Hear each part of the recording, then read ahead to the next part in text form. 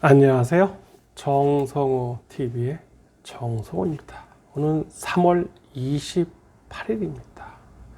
이제 1사분기가 막 마감되고 있습니다. 이제 법인 결산이 있었고, 이제 이번 달까지 법인 결산 및 웬만한 기업이 지난주에 주주총회가 보통 다 끝났습니다. 주주총회는 보통 퍼블릭한 회사, 즉 IPO 회사들은 금요일 날 주로 하고 있습니다. 이유는 주말을 그냥 뭉개자는 것도 있습니다. 또 3%의 소수 주주권을 통한 주주의 권리 행사가 강화되고 있습니다. 그리고 사회이사 제도가 이제 강화되면서 사회이사 임명도 그리 만만한 것이 아닐 것입니다. 특히 회계법인에서 회계의 감시 관리 기능의 강화로 인한 금융감독원에서 회계감사를 못한 회계법인에 대한 제재가 상당히 높아질 것입니다. 그러므로 인하여 적정 또는 한정이라는 회계 결산의 승인을 받기가 그리 녹록하지 않은 것이 현실입니다. 그러나 회계 역시 국제 기준에 맞춰져야 되기 때문에 당연히 그렇게 움직일 것입니다. 이제 회계 부정을 통한 코스메틱은 없을 것입니다. 요즘에 회자되고 있는 것이 분식 회계로 인한 회사의 어려움을 겪는 회사들이 상당히 많이 있습니다. 앞으로 그러한 문제가 계속해서 게임 회사나 바이오 회사에서 주로 많이 일어나고 있고, 또 제조사에서 특히 재고 자산의 부풀림과 나중에 상각 처리, 즉 결손 처리로 통해서 재무제표에 정정한 경우가 많습니다. 그래서 일반 주식 투자자들이 재무제표를 정확하게 인식한다는 것은 그리 만만하지 않습니다. 분계장 자체가 계정 과목을 잘못 입력하거나 또는 일부러 고의적으로 또는 중대한 과실 없이 하는 회계의 부정 사례가 너무 많습니다.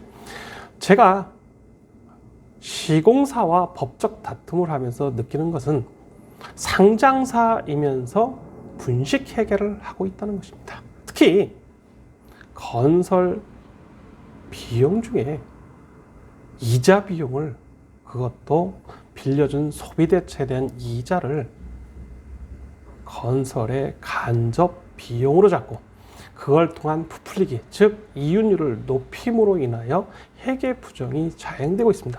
이것은 형사적 범죄입니다.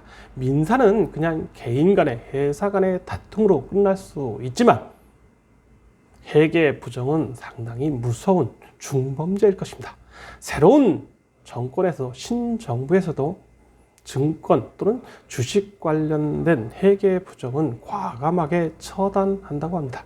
특히 이러한 회계 부정을 일으킴으로 인하여 또는 횡령과 배임 사건 같은 직원들의 도덕적 해이로 인하여 퍼블릭한 회사들이 지금 몇 개 문제되고 있습니다. 제가 잘 알고 있는 선배 회사 역시 지금 큰 어려움에 봉착되고 있습니다. 이러한 제가 오닉스 지식산업센터를 신축하면서 건설사가 얼마나 많이 쉽게 회계 부정을 할 수 있다는 것을 직접 체험하면서 느낀 것은 이러한 회계 부정이 공공연하게 자행되고 있다는 것이 가장 큰 문제점일 것입니다. 그리고 건설사는 남의 돈의 흐름을 압박해서 스스로 부도가 나게 만들고 남의 부동산을 착취하는 경우가 비일비재합니다. 그래서 저는 오늘 3월 28일 가장 큰 이슈는 전쟁의 장기화라고 말씀드리겠습니다. 첫째는 이러한 전쟁의 장기화로 인해서 세계 곡물 가격, 또 전 세계 식량난으로 인한 난민이 더 많이 발생할 것이다 라고 합니다. 또 원자재 값이 상당히 급격하게 올라가고 있습니다. 이에 맞물려서 물류 대란이 일어나고 있습니다. 지금 가스 값이 천정부지로 올라가고 있습니다.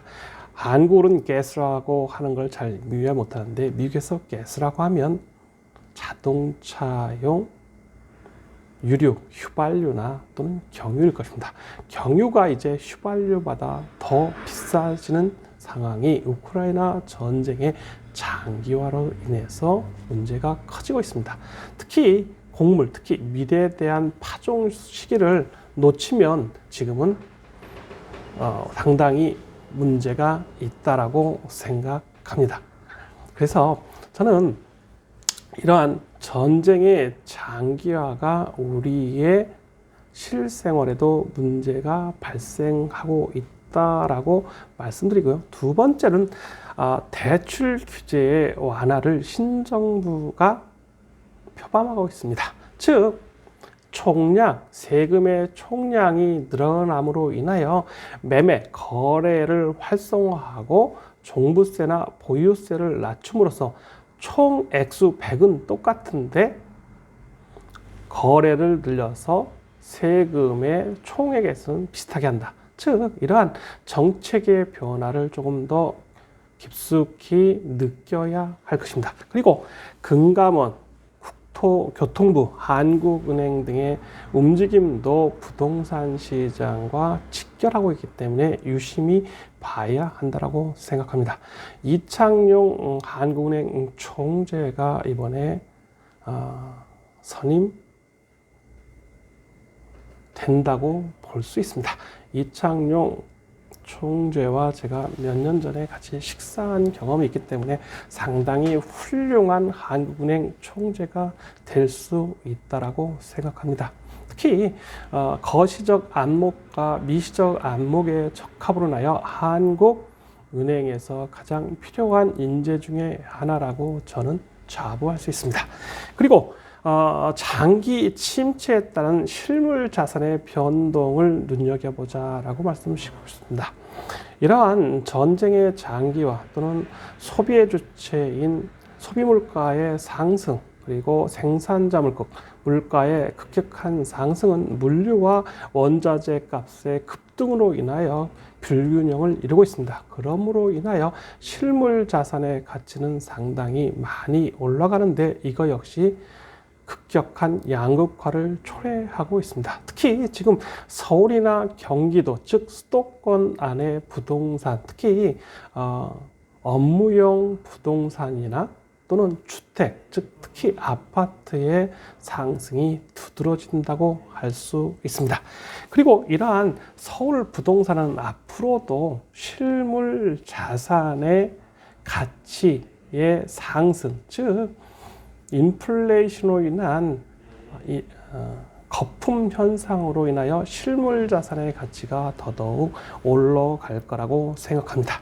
특히 이러한 서울 경기권의 부동산, 또 역세권, 그리고 공공기관이 있는 부동산은 앞으로도 전망이 밝다라고 할 수 있습니다. 그리고 업무용 부동산 중에 지산의 투자를 강조하고 있습니다. 특히 현직에 있고 또 이자 부담 능력이 있고 장기 3년 이상 현직에 있을 수 있다는 보장만 있다면 지산의 투자를 강력하게 추천하고 있습니다.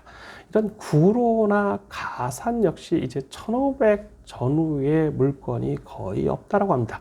지금 이제는 성수, 마곡, 그리고 많은 서울의 지산, 즉 가양이나 문정동 같은 지식산업센터의 가격이 급격하게 오르고 있습니다. 특히 평당 3천만 원을 전후하여 거래가 되고 있는 실정을 보면, 현상을 보면 지식산업센터의 투자 매력이 상당히 많이 있다. 특히 지식산업센터는 소수 빌딩이고 업무용 빌딩과 상업용 빌딩이 공존하며 비율은 약 8대 2입니다. 그런데 이런 상업용 부동산의 위축으로 인하여 업무용 부동산, 특히 지식산업센터의 오피스는 임대 수익이 상당히 높다라고 할 수 있습니다.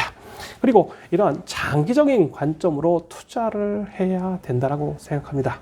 코로나의 장기화, 또 우크라이나와 러시아 전쟁의 장기화가 우리에게 주는 가장 큰 화두는 자산의 거품일 것입니다. 그러나 이런 서울에 있는 자산은 거품이라고 하기에는 경제학적으로 설명하기 어렵다라고 생각합니다. 앞으로 서울에 있는 부동산은 더 추가적 상승 여력이 많이 있다라고 생각합니다.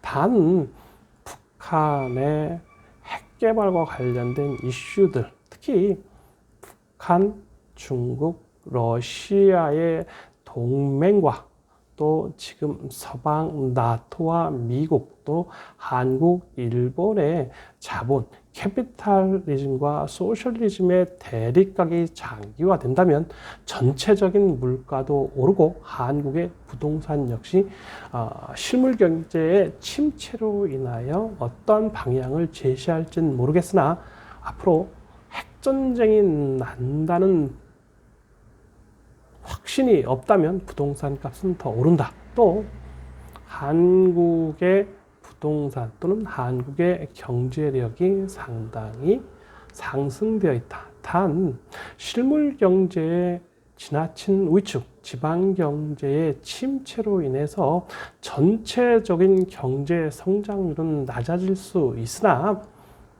서울, 특히 강남 상구나 서울에 있는 전체적 부동산, 또 서울에 가까운 경기권 부동산은 상당한 상승 압력을 받고 있다. 특히 임대 수익이 확실한 지식산업센터는 그 중에 황금알을 낳는 거위와 같다. 그리고 신축이나 또는 부동산은 사람의 발자국을 먹고 살아야 합니다. 그래서 거래 또는 임대 매매가 활성화되고 사람이 모여 있는 지산이 훨씬 좋다. 그리고 국가 산업단지가 역으로 진입은 어렵지만 국가의 보호를 받기 때문에 국가 산업단지 1호인 구로 지식산업센터에 투자를 강추드립니다. 정성호TV 구독과 좋아요 또 문의 부탁드리겠습니다. 모바일 문자 부탁하고요. 메일 부탁드리겠습니다. 감사합니다.